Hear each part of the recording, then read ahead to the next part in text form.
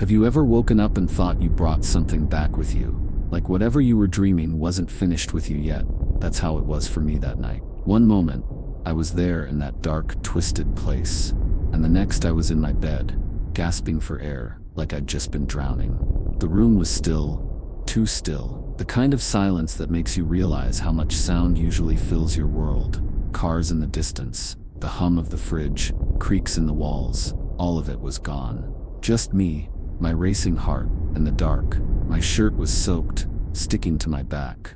My hands were trembling as I ran them over my face, trying to ground myself, to remind myself I was awake.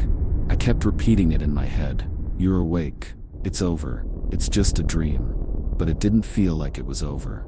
The air in the room was heavy, almost humid, and my skin prickled like I was being watched. I reached for the lamp on my nightstand, fumbling with the switch. When the light finally flicked on, it felt harsh, too bright for that hour. My eyes squinted against it, but I still turned my head quickly to the corners of the room. I don't know what I expected to see. Shadows, perhaps. A shape that didn't belong. But there was nothing except me, and the feeling that something was wrong. I swung my legs over the side of the bed, planting my feet on the cold wooden floor. That's when I felt it, the sting, sharp and sudden, right on my forearm. I pulled my sleeve up and froze. There was a mark there, small but precise, a circle with jagged lines cutting through it. At first I thought it was a bruise, but bruises don't look like that. Bruises don't have edges so clean they could have been drawn with a ruler. I ran my fingers over it. The skin wasn't raised or broken, but it felt warmer than the rest of my arm, like it was radiating heat from somewhere deeper than the surface. I pressed down harder, hoping it would hurt. That pain, the warmth just spread, faint but steady, like it was pulsing with its own rhythm. I stared at it for what felt like forever. My brain was scrambling for answers, trying to make it fit into something normal. Maybe I'd leaned on something in my sleep, a button, a zipper, something hard enough to leave an impression. Or maybe I'd scratched myself in a weird way, but deep down, I knew that wasn't it. The mark was too perfect, too deliberate. I rubbed at it harder than I probably should have, but it didn't fade. It didn't even smudge. My skin turned red from the effort, but the mark stayed exactly the same, like it was part of me now. I laughed. It wasn't a real laugh, not the kind you mean. It was thin, shaky, like a reflex. It's nothing, I said out loud, even though the sound of my own voice didn't comfort me the way it should have. Just a dream. Just a weird, stupid dream. I glanced at the clock. 3:03 a.m. The red numbers glared back at me, unblinking. I didn't remember waking up in the middle of the night before this, but suddenly I couldn't remember a time I hadn't. It felt like I'd been waking up at exactly this time for years.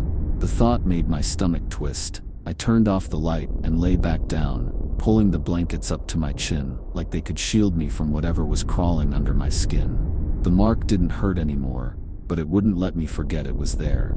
It pulsed faintly, in time with my heartbeat. I lay there staring at the ceiling, trying not to notice the way the shadows seemed thicker than before. Morning came eventually. The sunlight through the blinds was sharp and unforgiving, slicing across my room like it had somewhere else to be.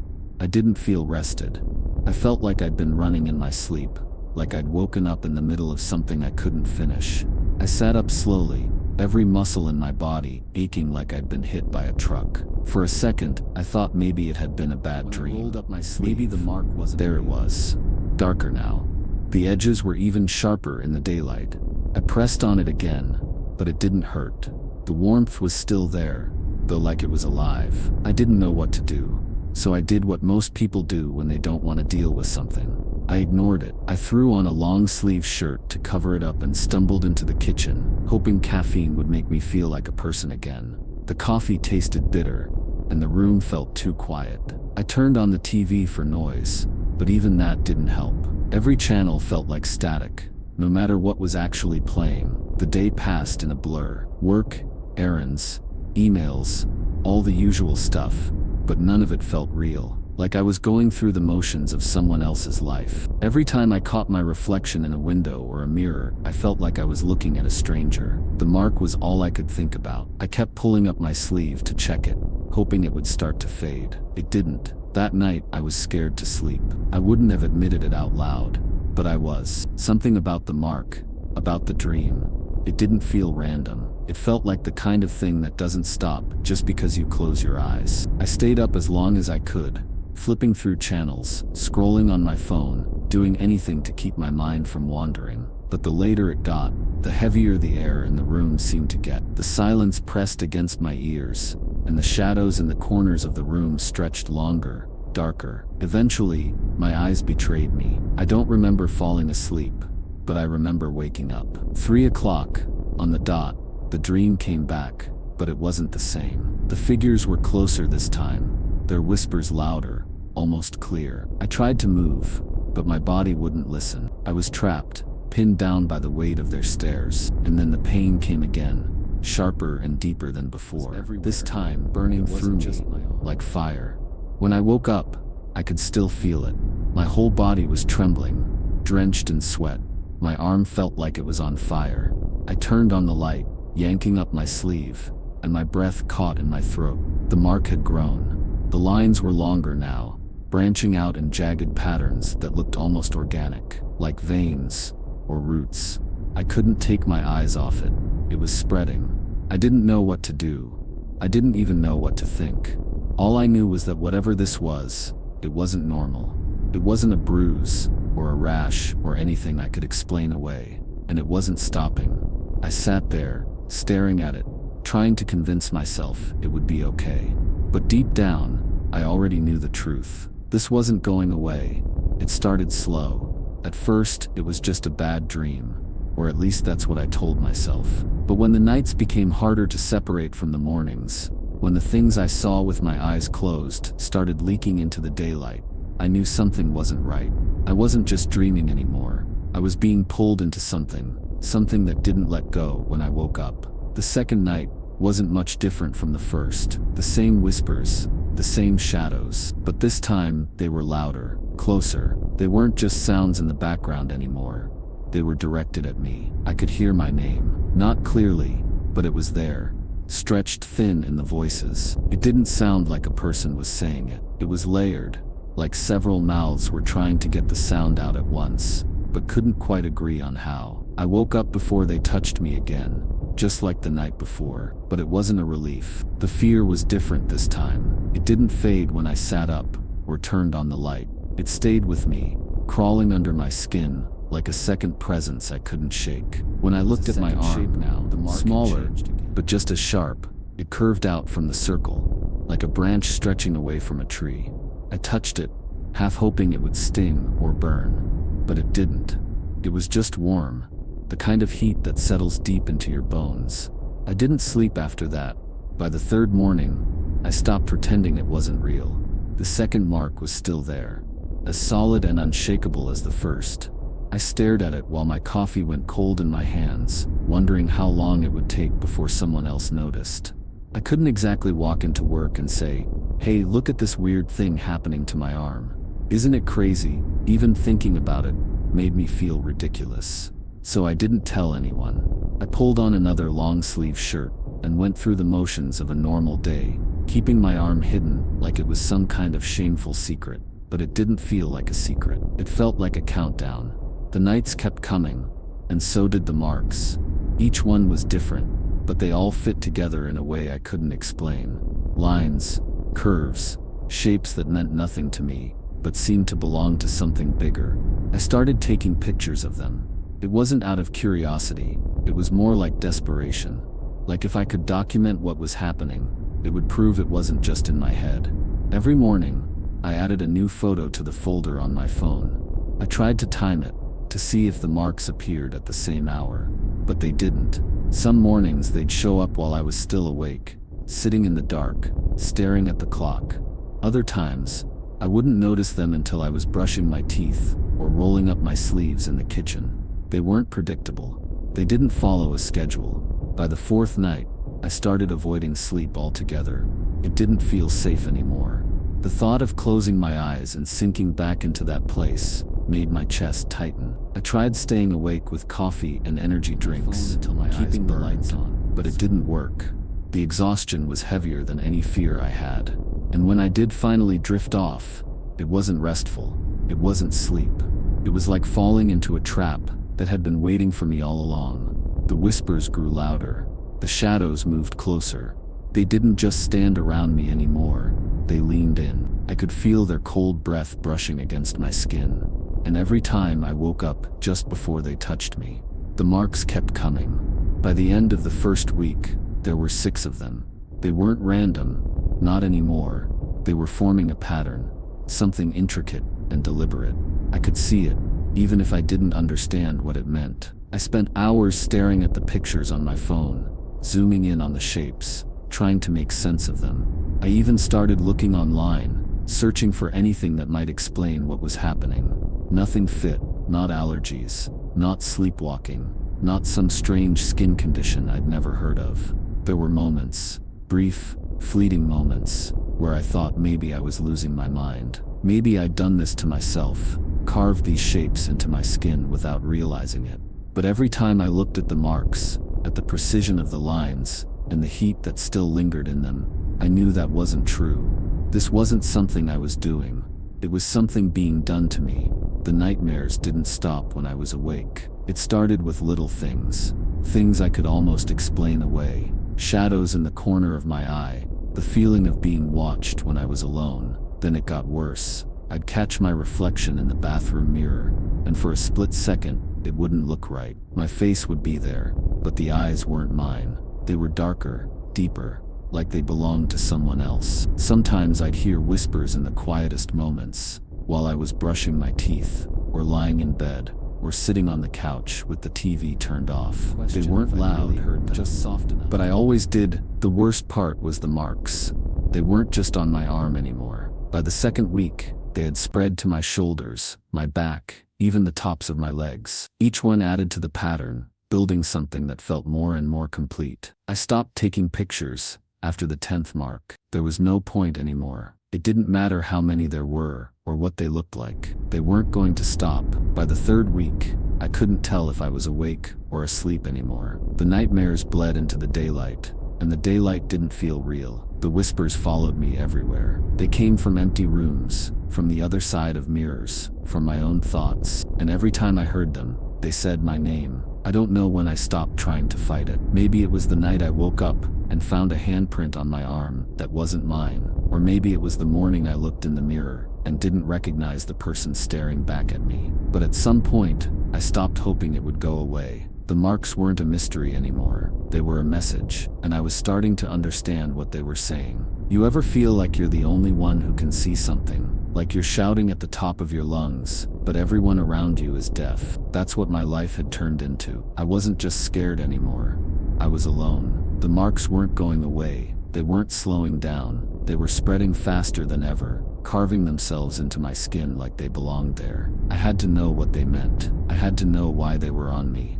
So I started looking. The first place I turned to was the internet. That's what we all do, right? When something doesn't make sense, we open a browser, type in a few words, and hope for answers. But this wasn't something a quick search could fix. I tried every combination of words I could think of. Strange symbols on skin, marks that the results were useless. Pages about rashes and sleep disorders, forums full of conspiracy theories that didn't go anywhere. I scrolled for hours, clicking on every link, every thread, every picture that might be close. Nothing matched. The marks on my skin didn't look like anything anyone else had ever seen. Or maybe they had, and they just weren't around to talk about it anymore. By the end of that first week, I was barely sleeping. The nights were the worst, but the days weren't much better. Every shadow felt like it was watching me. Every sound, every creak in the floorboards made me jump. I knew I couldn't do this on my own. I needed help, real help. So I made appointments. First, it was a dermatologist. That seemed logical. Skin problems belong to skin doctors, right? I sat in the waiting room for what felt like hours, surrounded by people who looked normal, who probably had normal problems like acne or allergies. When it was finally my turn, I rolled up my sleeve and showed the doctor the marks. He squinted at them, ran his fingers over the lines like he was trying to figure out what kind of ink I'd used. "These don't look like scars," he said. and they're not raised like a rash. I nodded, waiting for him to say something helpful. Have you been under a lot of stress lately? That was it. That was his big conclusion. Stress. I left his office with a prescription for a cream I knew wouldn't work, and a sick feeling in my stomach. Next, I went to a sleep therapist. I figured if the marks were showing up after the dreams, maybe the dreams were the problem. The therapist had me describe what I'd been experiencing.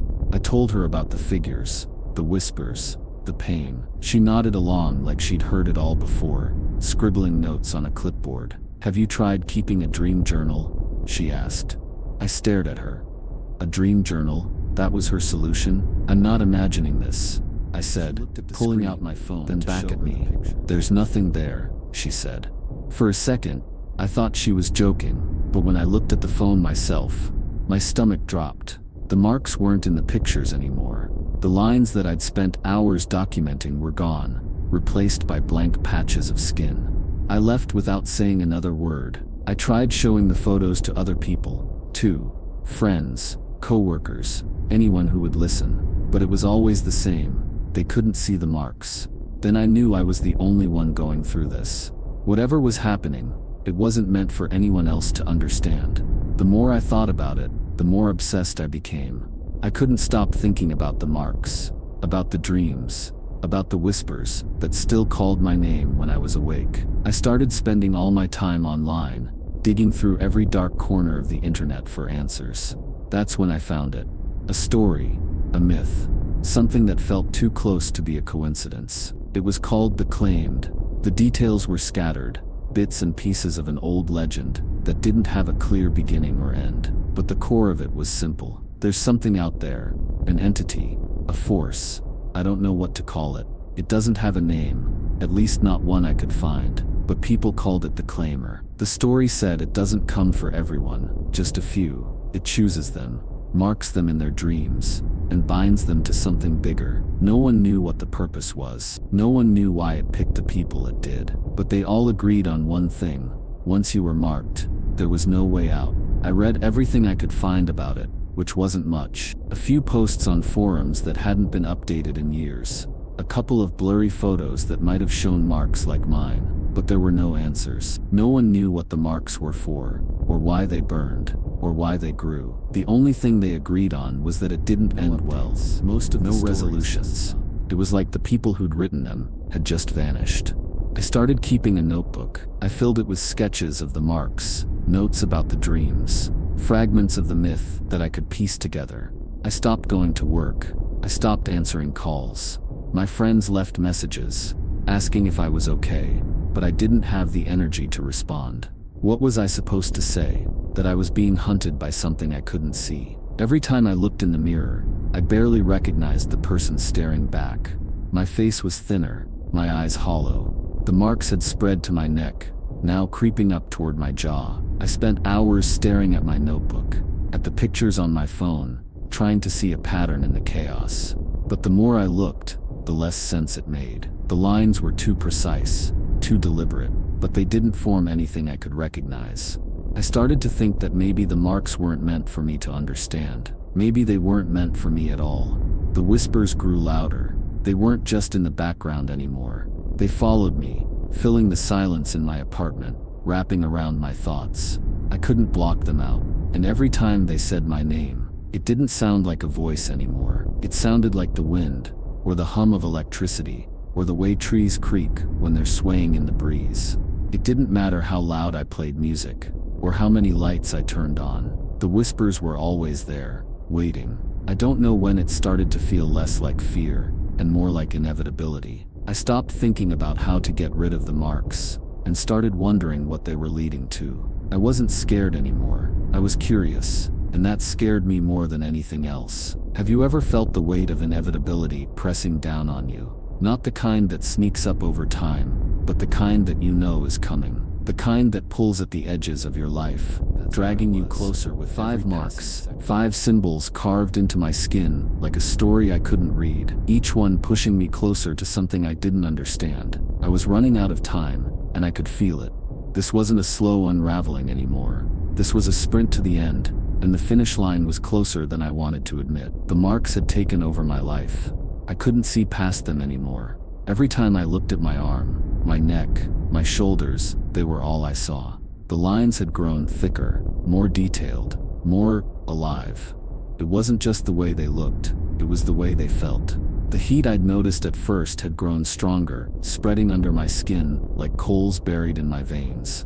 Sometimes I swore I could feel them moving, pulsing with a rhythm that wasn't my own. I'd stopped caring about work, about food, about anything that wasn't connected to the marks. My apartment was a mess, papers scattered across every surface, walls covered in sketches and notes. I barely recognized it anymore. I barely recognized myself. I'd been stuck on 5 marks for 2 days. 2 days where nothing changed, but everything felt like it was teetering on the edge of collapse. I thought maybe I'd hit some kind of plateau, that whatever was happening had finally stopped. But deep down, I knew better. The myth had said 6. 6 marks, and it would all be over. I wasn't sure what over meant, but I wasn't about to find out. I had to stop it. I started with the basics, the kind of rituals I'd read about online. I burned sage, walking through every room in my apartment with the smoke curling around me. It smelled sharp, bitter, but it didn't feel like it was doing anything. I drew symbols on my skin, over the marks, around the marks, trying to block them in, to trap whatever was causing them. The lines blurred as soon as I finished them, the ink bleeding into my skin, until it was impossible to tell where my drawings ended, and the marks began. I tried salt scattered across the floor. Nothing happened. Every attempt felt more desperate than the last. I wasn't sure what I was hoping for. Some kind of sign that I was on the right track, or maybe just the marks fading, even a little. But they didn't. They stayed as clear and sharp as ever, a constant reminder of how little control I had left. That's when I remembered the pendant. I hadn't thought about it in days, maybe weeks. It had shown up in one of the first nightmares, a small blackened thing with jagged edges and a chain that looked like it could snap at any second. I'd found it sitting on my nightstand the morning after the dream, as if it had followed me back from wherever I'd been. At the time, I'd shoved it into a drawer and forgotten about it. It had felt wrong, too heavy for something so small, too cold against my skin when I picked it up. But now, as I stared at the marks on my arm, I couldn't help but wonder if it was connected. If I was going to stop this, I had to try everything. The pendant was exactly where I'd left it, buried under a mess of papers and empty bottles in the drawer by my bed. It felt heavier than I remembered, its edges digging into my palm as I held it up to the light. I didn't waste any time. I grabbed a lighter from the kitchen, along with a metal bowl I used for old receipts. I dropped the pendant into the bowl, its chain coiled like a snake, and held the flame to it. For a second, nothing happened. The metal didn't even heat up. Then all at once, the pendant caught fire. The flame wasn't normal. It was brighter, harsher, and it made a sound, something between a hiss and a scream. The air around me grew colder as the fire burned, like it was drawing all the heat from the room. I should have stopped. I should have put it out, but I didn't. I couldn't. When the flames finally died down, the pendant was gone. Nothing but ash remained in the bowl, dark and fine as soot. For a moment, I felt lighter. Then the pain hit. It wasn't like the burning I'd felt before. This was sharp, sudden, like knives dragging through my skin. I collapsed onto the floor, clutching my arm as the heat spread across my body. The marks were changing.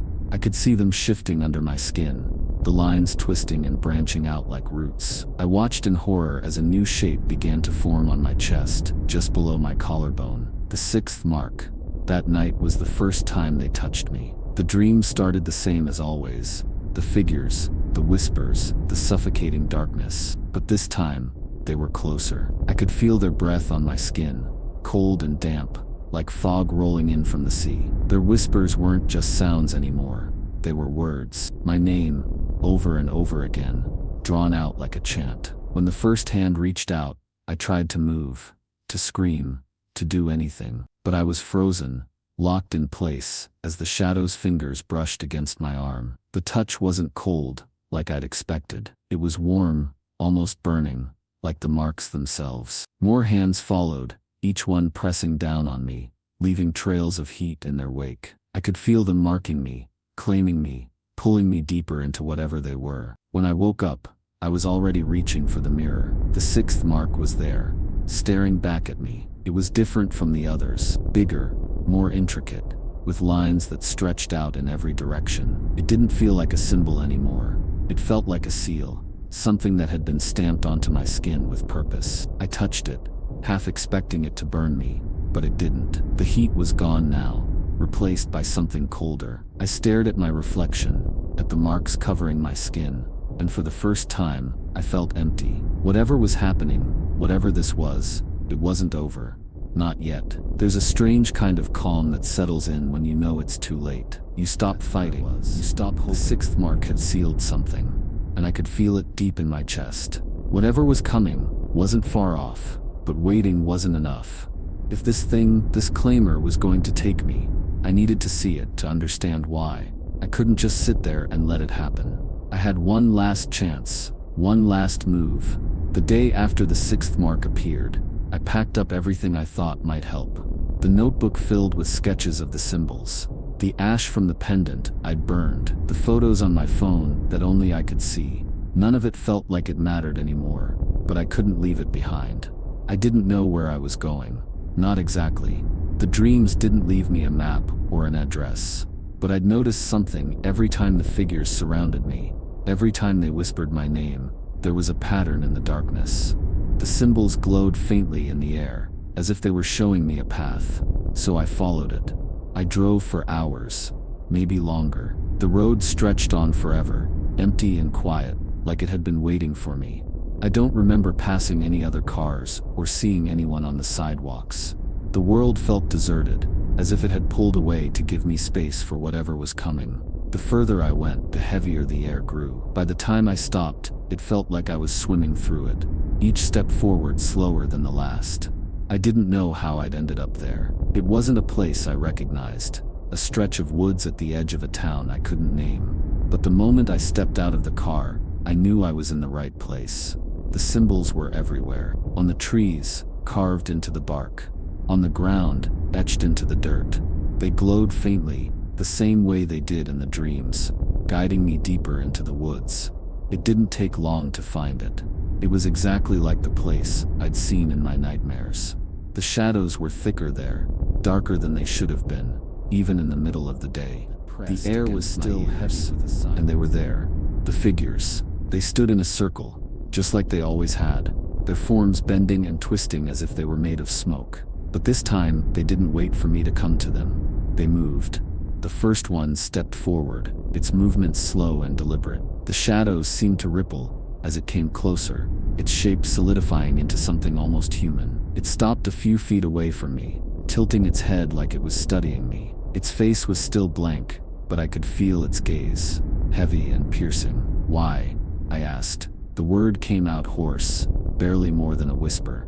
"Why me?" The figure didn't answer. Not at first. It just stood there, its head tilting further, its body leaning in like it was listening. Then the whispers started. At first they were faint, coming from somewhere deep in the woods, but they grew louder, clearer, until I could hear the words, "Chosen." The voice wasn't one but many, layered, overlapping, each one speaking in a tone that didn't quite sound human. "What does that mean?" I demanded, my voice breaking. "What do you want from me?" The figure didn't move, but the whispers answered, "Completion." The others stepped forward then, closing the circle around me. I could feel the heat of them, the way the air seemed to shift and bend under their weight. I wanted to run, but there was nowhere to go. The clearing was too small, too closed in, and the trees seemed to lean closer, their branches reaching for me. "You can't have me," I said, though I wasn't sure I believed it. The whispers stopped. For a moment the world went silent again, the air so thick it felt like I was drowning.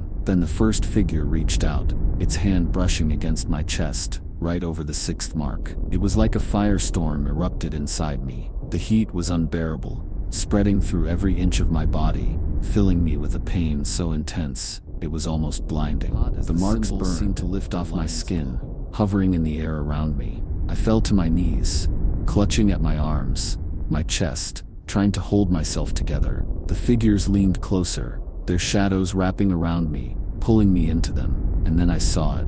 In the center of the clearing, where the ground had been bare, something began to rise. It wasn't a shape, not really. It was more like a void, a hole in the air, darker than anything I'd ever seen. It pulsed faintly, drawing the light from the symbols, from the clearing, from me.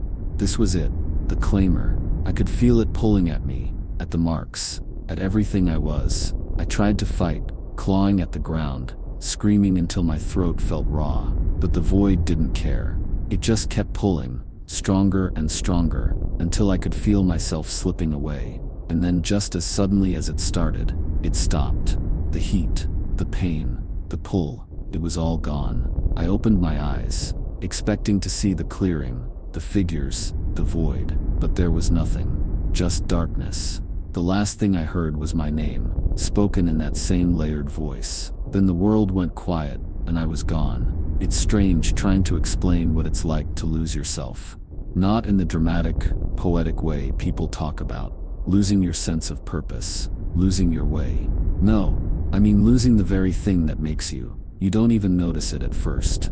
You feel weightless, empty, but not in a way that alarms you. It's almost peaceful, until you realize that emptiness isn't a relief. It's a warning.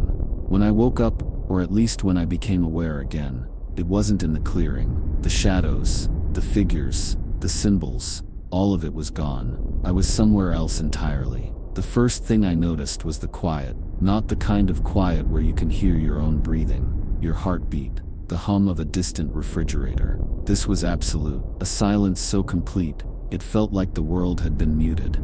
I tried to move, but my body not heavy, strange. Exactly, but disconnected, like I was wearing a suit that didn't fit quite right. When I finally managed to sit up, I realized why. It wasn't my body. The thing I was looking at, this pale, twisted shell, was me. But it wasn't. The skin was stretched too tight over the bones, the eyes sunken, the marks glowing faintly like embers just under the surface. It looked like a version of myself that had been left out in the sun too long, warped and brittle. But the worst part was the reflection. I don't know how to describe it. There was no mirror, no glass, no surface to reflect anything. But somehow, I could still see myself, or whatever I'd become, and staring back at me wasn't just one face, it was all of them. The figures from the clearing, the whispers, the thing that had marked me. They weren't separate anymore. They were inside me, layered over each other like 1,000 shadows, all crammed into the same space. I could feel them too, their voices, their weight, their intentions. They weren't whispering anymore. They were shouting, screaming to be heard. And at the center of it all, there was me, or what was left of me, trying to hold it together. The place I was in, it didn't have walls, or a floor, or a sky. It was just space, stretching out endlessly in every direction, filled with the same oppressive silence. I stood, or maybe floated. It was hard to tell, waiting for something to happen, but nothing did. For hours, maybe days, I wandered, trying to make sense of the shapes I thought I saw in the distance.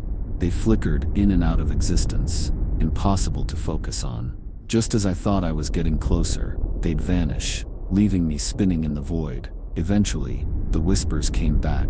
They started soft, like an itch at the back of my mind, but quickly grew louder, more insistent. They didn't speak in words anymore, not ones I could understand, anyway, but I knew what they wanted. Not my memories, just the spark, the part of me that still felt human, and I could feel them taking it, piece by piece, memory by memory. They pulled at me, unraveling everything that made me whole. I tried to fight it, to hold on to something, anything, but it was like trying to hold water in your hands. No matter how tightly I clenched my fists, it kept slipping through. The worst part was the forgetting. It wasn't sudden. It didn't feel like something was stolen from me. It was quieter than that, more gradual. I forgot the way my mother's voice sounded when she called my name. I forgot the smell of my favorite coffee shop, the feel of sunlight on my face, the taste of rain on my tongue. I forgot my own name. When I finally stopped resisting, the silence returned, but it wasn't peaceful anymore. It was heavy, suffocating, a constant reminder of what I'd lost. And in that silence, I realized the truth. This wasn't punishment. It wasn't revenge, or some cruel twist of fate. This was a purpose. The claimer hadn't taken me for no reason. It had a plan, a design, and I was part of it now. The marks on my skin weren't just symbols. They were instructions, blueprints for something far bigger than myself. I couldn't read them, not yet, but I could feel their meaning pressing against the edges of my mind. waiting to be understood. And when I finally did understand them, I knew I wouldn't be me anymore. The first time I saw the others, it didn't feel real. They looked like me, marked hollow, walking through the same endless void. But their eyes were empty, their movements mechanical, like puppets without strings. I tried to talk to them, to ask if they could see me, hear me, but they didn't respond. They just kept moving, following paths I couldn't see, drawn towards something I couldn't comprehend. The realization hit me like a wave. This wasn't just about me. There were more of us, hundreds, maybe thousands. The latest addition. The marks on my skin began to change, their lines shifting and twisting into new patterns. It didn't hurt anymore.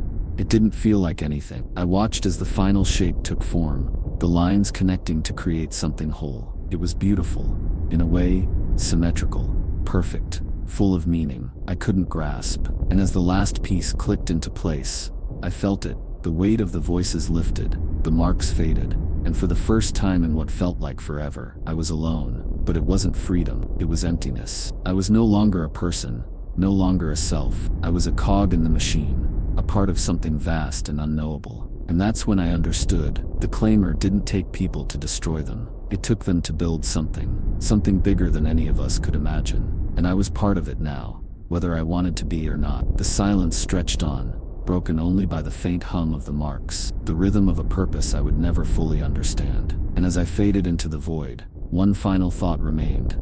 I wasn't the first, and I wouldn't be the last. You've heard it all. The dreams, the signs, the soft voices. You've joined me in the shadows, in a space where whispers linger and quiet moments speak volumes. Perhaps you believe it's merely a story, but perhaps it isn't. Just take a moment to consider it. Have you ever woken up with an ache that seemed puzzling, or a bruise that you just couldn't figure out, or a dream that stayed with you long after it was over, wrapping around your thoughts, as if it still had more to share? Maybe you've seen something move in the corner of your eye, something that wasn't there when you turned your head. Maybe you've heard your name in the quiet, spoken softly. But that doesn't mean you're safe.